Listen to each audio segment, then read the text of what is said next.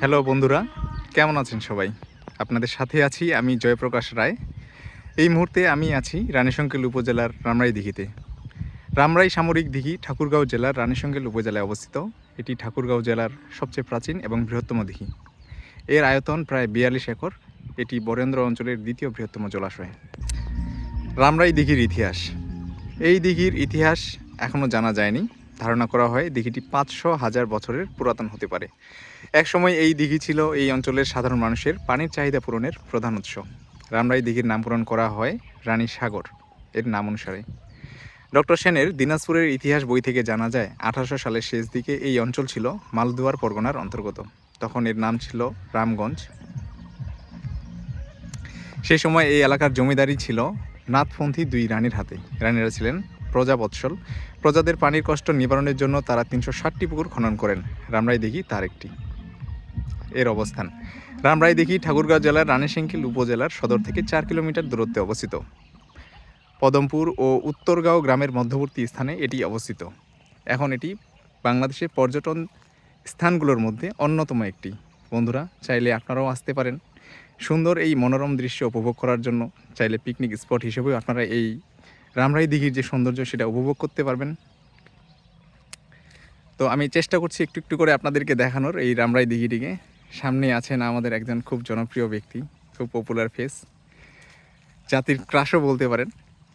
শত নারীর হৃদয়ের স্পন্দন, যার ভালোবাসা পাওয়ার জন্য নারীরা অধীর আগ্রহে বসে থাকেন, সেই মাহবুব ভাই। দেখেন। ওয়ালাইকুম আসসালাম। মাহবুব ভাই কেমন আছেন? আলহামদুলিল্লাহ, ভালো আছি। আপনি রামরাই দিঘিতে কি এর আগেও এসেছিলেন? হ্যাঁ, এর আগে আরো দু একবার আসা হয়েছে। আচ্ছা, কেমন লাগে আপনার রামরাই দিঘিতে এসে? প্রাকৃতিক দৃশ্য, এটা তো মানে বলার কোনো ইয়া নাই, জাস্ট অসাম। Awesome, right.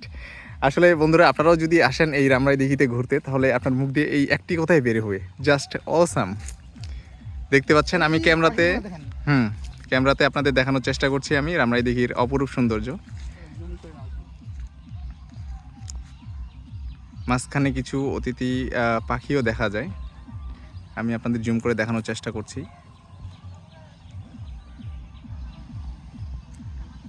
হ্যাঁ, কিছুটা আশা করি দেখতে পাচ্ছেন, অনেক সুন্দর পাখি, পাখির ঝাঁক। তো এই হচ্ছে রামরাই দিঘির অপরূপ মনোরম সৌন্দর্য। চাইলে আপনারাও ঘুরতে আসতে পারেন আপনাদের বন্ধু বান্ধবী বা পরিবারকে নিয়ে। হ্যাঁ, এই সেই সুন্দর। এই রামরাই দিঘিতে এলে আমার একটি মজার কাহিনী মনে পড়ে। তো আপনাদের সাথে শেয়ার করা ঠিক হবে কিনা জানি না, তারপরে শেয়ার করি। এই যে উপরে পাহাড়গুলো দেখতে পাচ্ছেন, যখন আমি ক্লাস 8-এ পড়ি, তখন আমার স্কুলের বন্ধুরা আমরা এসেছিলাম সাইকেল নিয়ে এই রামরাই দিঘিতে ঘুরতে। হ্যাঁ, তো সবারই আমাদের ইচ্ছে ছিল যে এখানে আমরা স্নান করব। যেহেতু আমাদের এক্সট্রা কোনো কাপড় ছিল না, আমরা ওই পাহাড়ের উপরে উঠে একজন একজন করে সবারই কাপড় খুলে রেখে উপর থেকে দৌড় মারতাম আর ডাইরেক্ট পানিতে গিয়ে নামতাম।